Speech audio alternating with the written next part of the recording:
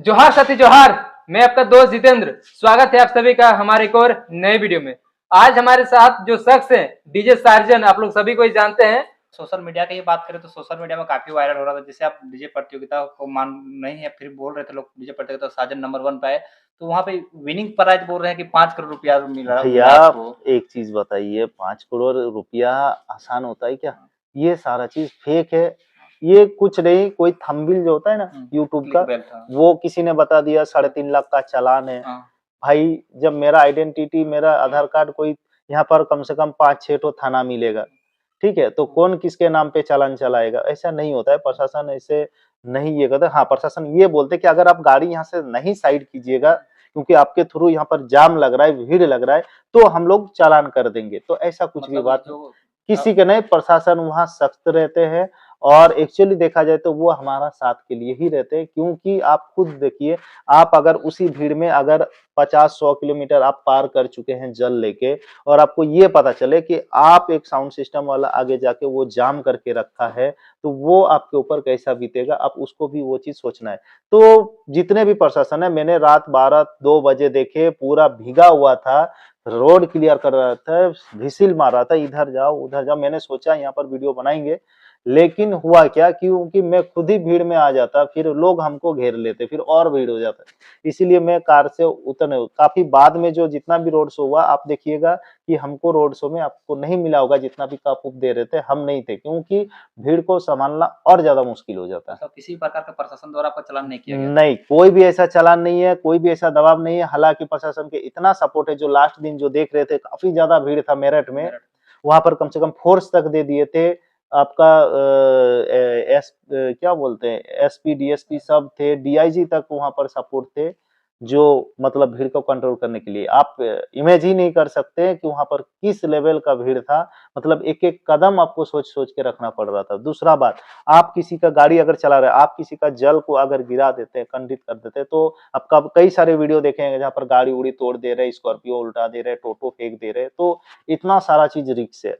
आपके गाड़ी के साथ भी तोड़-फोड़ किया गया था, वो कैसे हुआ था? वो एक्चुअली हुआ था दोनों के बीच, जब कंपटीशन हुआ तो वहाँ के सामने में कुछ मिसअंडरस्टैंडिंग, मतलब जो लड़ाई झगड़ा माहौल बना था। बाकी बहुत सारा ऐसा चीज है जो वीडियो में मैंने दिखाया गया। मैंने एक वीडियो देखा ठीक था, है, वो बोल रहे थे कि आप ही का स्टाफ का गलती है उसमें। देखिए, जी। पहला बात तो मेरा स्टाफ को कोई पहचानता ही नहीं है। दूसरा बात, ये कमिटी में बात हुआ था। अब तीसरा बात ये है कि कोई भी हम लोग को, जब खुद मालिक यहाँ पर ओनर यूट्यूब में जो बोल सकते थे अगेंस्ट में, जब शांत रहे, तो सवाल ही नहीं होता है कि कोई स्टाफ जाके वहां पर कुछ बोलेगा बोल के। जैसे कोई भी अगर स्टाफ के अंदर अगर उतना ही हिम्मत रहता बोलने का, तो वो ये नहीं बोलते कि चलो यहीं बंद करके घर जाते हैं बोल के, माहौल खराब है बोल के। अब वैसे लोगों को क्या कहिएगा? जैसे आप डीजे के दुनिया में आप अलग पहचान बना चुके हैं। एक वैसे मानसिकता रखने वाले कि लोगों को या लड़कियों को क्या कहिएगा जो ये सोचते हैं कि लाइफ सिर्फ़ जीवन में जो पढ़ाई करते हैं सिर्फ़ नौकरी लेने के लिए ही जीवन बना हुआ है, तो ऐसे लोगों को आप देखिए, क्या ये कहिएगा? बहुत बहुत बड़ा रोल है, ये जो मेंटेलिटी है ना कि हाँ। हम नौकरी ही करेंगे। हुँ। देखिए, कोई भी चीज मैंने अपना लाइफ में एक्सपीरियंस किया कि देखिए, ऐसा तो नहीं है यहाँ पर जिस हिसाब से आप लोकेलिटी में है, डीजे को हमारे क्षेत्र में क्या होता है, तो कि यार इतना पढ़ लिखे, हालांकि पढ़ाई लिखाई मेरा अच्छा खासा है, ठीक है। 10th सीबीएसई है, 12th सीबीएसई है, यहाँ पर बीएड भी 92 पॉइंट समथिंग से आपका परसेंटेज से मेरा पास आउट किया हुआ है। डीजे चलने के बाद बीएड में घुसे। क्यों? बहुत जन बोल रहे थे, अरे डीजे वो लोग करते हैं जो पढ़ाई लिखाई छोड़ देता है। ठीक है, तो मैंने प्रूव किया, ठीक है, अगर वैसा बात है तो एक काम करते हैं, चलो जो मास्टर डिग्री है उसी को लेते हैं, बीएड को। बीएड उसके बाद ज्वाइन किए, और फिर भी मैंने 98.2 ऐसे कुछ देखना होगा, चारों सेमेस्टर का मिला के जो परसेंटेज है अभी भी है मेरे पास, सर्टिफिकेट भी है। तो मैं टीचर लाइन में ऐसे उतना घुसने का ये नहीं था, लेकिन लोगों को बीच में जो एक मेंटालिटी था कि नहीं, डीजे जो वही लोग करते हैं जिनको पढ़ाई लिखाई से मतलब छूट जाता है। देखिए, हर आदमी एक जैसा नहीं रहता है। अब डीजे को एक म्यूजिक के सिस्टम में देखिएगा तो कई सारे एक्सपो आपको गूगल में खोजिए, कई सारे आपको एक्सपो मिल जाएगा। आप 1 करोड़ 1.5 करोड़ का एक मिक्सचर का प्राइस रहता है, एक स्पीकर का 1,60,70,000 दाम रहता है। ये दुनिया मतलब समुंदर से भी पार है। हाँ, अब देखिए, वो आदमी उस तरीका से इसको गलत नजर से देखता है जो आदमी को खुद नॉलेज नहीं है। उसको जितना पता है वो उसके हिसाब से बोलता है। उसको जो अपना सराउंडिंग समाज में दिख रहा है वो चीज बोलता है। एक्चुअली उनका भी हम गलती नहीं बोल सकते, लेकिन ये जो यहाँ पर बाहर जाके काम करना, तो इससे तो हर समाज के लोग हम लोग से जुड़े थे। अच्छा से अच्छा इंजीनियर, फोर्स वगैरह सारा चीज हम लोग को सम्मानित किए। ऐसा तो नहीं है कि उन लोग ने हम लोग को गलत तरीका से ये किए बोल के। वो कल हम कमेंट बॉक्स आप देख रहे थे, उसमें बहुत सारे बोल रहे थे, बहुत हमको डीजे चाहिए, वैसे चाहिए। तो अगर वो किसी को अगर आपसे संपर्क करना रहे या कैबिनेट वगैरह खरीदना रहे तो कैसे संपर्क करेंगे? देखिए, एक शॉर्टकट में समझिए कि यहाँ पर आपका कॉल अगर देखा जाए तो एक दिन में 400-500 कॉल घुस रहा है। तो 400-500 कॉल को अगर फ़ोन में समझाते हैं तो मिनिमम अगर समझाएँ तो 5 मिनट। तो 400 इंटू 5 इमेजिन कीजिए 24 घंटा पार हो जाएगा फिर भी समझा नहीं पाएँगे। दूसरा बात, फ़ोन पे किसी को वो चीज़ समझ में नहीं आएगा जो चीज़ वो लेना चाहता है। तीसरा बात, फ़ोन पे 500 कॉल में 5 ही जन लेने वाला रहेगा, बाकी इंक्वायरी रहता है। हाँ।